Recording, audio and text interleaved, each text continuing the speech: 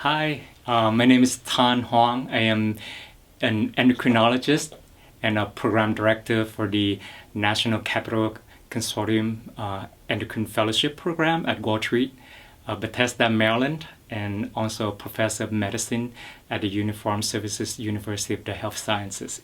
And it's my honor to be here today at LECOM. Always happy to come back to LECOM. I graduated in 2004. So currently I am serving as the program director at the Walter National Military Medical Center. That's my primary job. And then in addition to that, I'm the professor of medicine, so taking care of like 175 medical students at the Uniformed Services University of the Health Sciences. And then also doing research, and then also other like consultant attending for the Office of Attending Physician at the Capitol, and then the White House Medical Unit. So we have a schedule. This is an academic center, so we have schedule. So we divide the work for the faculty. So some week we do preceptor, so we precept our fellows clinics. So we the fellows will see the patient, will precept them, we see the patient with them. And some week we have clinics, so we have our own clinics, see our own patients. And doing inpatient, we do bone density reads, the bone density DEXA scan. And then we'll do teaching. Every week we have academics, so sometimes I have to work on grand rounds, talks, and then that's my daily work at the hospital, seeing patients, teaching, medical education, and then research. So I have active research protocols right now. So almost every day, every week, I have some research patient that I have to see myself. The lasting impression LECOM have on me is the professionalism. I think when I went to LECOM, like we have to have business attire all the time. I think it just build you the professional looking. Like you always have to be professional with everyone. Treat your patient, your colleagues with kindness, professionalism, and respect. And then it's the excellent education, medical education that I received from LECOM. And always remember Dr. Sylvia Ferretti, like very disciplined, but then that helped me like with a high standard. So always to strive hard and be excellent. Yeah.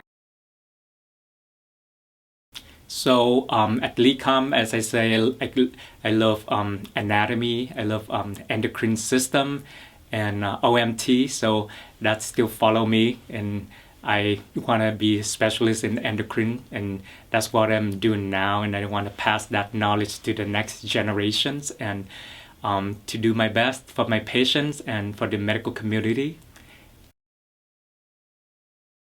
My favorite classes, it's been so long now, like 24 years. But I guess I enjoy the anatomy classes, the anatomy exams. I remember long hours, long nights spending after work, after classes.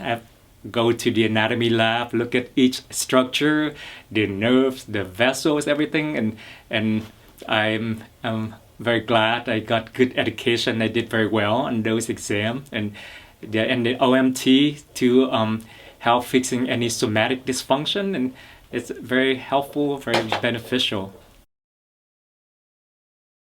I was lucky. I received when after I did training from internal medicine, I went to Yokosuka, Japan, the Naval Medical Hospital there. I think I was the youngest junior staff that received the Teacher of the Year award there, within the year that I got there.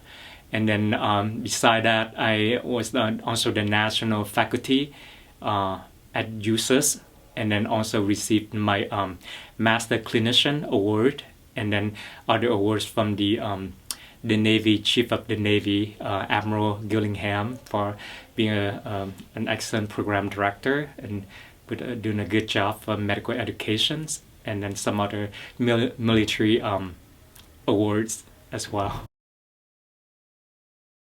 Really appreciative, grateful for the education that they received from LECOM, and all the teaching, the mentorship and supporting from Dr. Sylvia and other staff from LECOM. And without them, I'm not going to be here today. And then I was able to achieve the highest academic achievement as a professor, full professor of medicine at USUS. There, and then also able to advance, reach my milestone both in the military and academic field. And yeah, so I'm very happy, grateful for all my colleagues, my mentor, my teachers, my friends, my patients, and my mentees, everyone. So without them, and my family especially, without everyone, I won't be here today. And my parents always supportive, and my parents are in their old age now. My dad is like 93, my mom's 1 year younger, 92. My mom has Alzheimer's for the last couple of years, so she's been taken care at home.